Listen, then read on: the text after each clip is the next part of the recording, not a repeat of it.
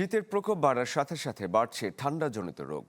ব্রাহ্মণবাড়িয়ার জেনারেল হাসপাতালে রোগীর চাপে হিমশিম খাচ্ছেন চিকিৎসকরা। বিশেষ করে শিশু ওয়ার্ডে বেড না পেয়ে মেঝেতে সেবা নিতে হচ্ছে। রয়েছে ওষুধ সংকট। চিকিৎসকরা বলছেন ধারণ ক্ষমতার বেশি রোগী হওয়ায় এই অবস্থা।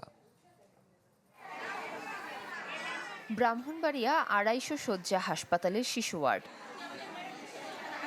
এক বেডে একাধিক শিশুকে চিকিৎসা দেয়া হচ্ছে। কেউ আবার বেড না পেয়ে জায়গা হয়েছে মেঝেতে, সেখানেই চলছে চিকিৎসা। শীতের প্রকোপে হাসপাতালে বেড়েছে ডায়রিয়া ও নিউমোনিয়া রোগীর চাপ। শুধু বেড সংকটই নয়, হাসপাতালে দীর্ঘদিন ধরে রয়েছে ওষুধ সহ প্রয়োজনীয় চিকিৎসা সরঞ্জামের অভাব। ফলে ব্যক্তিগতভাবে ফার্মেসি থেকে সেসব কিনে আনতে হয় রোগী ও তাদের স্বজনদের। আমি আজকে আইছি 12 দিন, আমার বাচ্চার নিউমোনিয়া।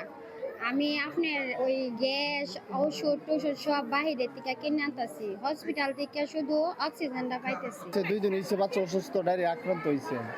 এখন আসছি ফ্লোরে থাকি আর কি, মানে বেডের সমস্যার কারণে আমরা ফ্লোরে থাকতে হইতেছে, আমরা খুব অসুবিধা হচ্ছে। 250 শয্যা, এটার যদি আরো বাড়িয়ে 500 করা হয় তাহলে সেখানে ভালো হয়, কারণ এখানে জনগণ বাড়তেছে কিন্তু এখানে সিট সংখ্যা বাড়তেছে না।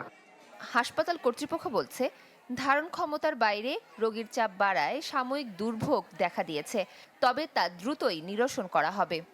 ডায়রিয়া রোগী বৃদ্ধি পেয়েছে। আমাদের ডায়রিয়া রোগীর বেডের সংখ্যা হচ্ছে 20টি, কিন্তু এর বিপরীতে 100-র বেশি রোগী ভর্তি থাকছে, যার ফলশ্রুতিতে কিছু রোগীকে ফ্লোরে থাকতে হচ্ছে এবং তাদেরকে একটু কষ্ট হচ্ছে। চাহিদার আধিক্যের কারণে কিন্তু অনেক ক্ষেত্রে আমাদের কিছু কিছু ক্ষেত্রে ওষুধের সংকট হয়। আমরা আবার আমাদের এই সংকটগুলি যাতে উপজেলা এবং জেলা সদর হাসপাতাল আমরা কভার করতে পারি, আমরা আবার উদ্বোধন কর্তৃপক্ষ লিখে কিন্তু সেই ওষুধগুলি আনারও আমরা চেষ্টা করছি। ৩০ লাখ মানুষের এই জেলায় একমাত্র ২৫০ শয্যা হাসপাতাল এটি। Desk report, channel 24। হিরন আরও মিনারেল ওয়াটার মাত্র 50 পয়সায় প্রতি লিটার।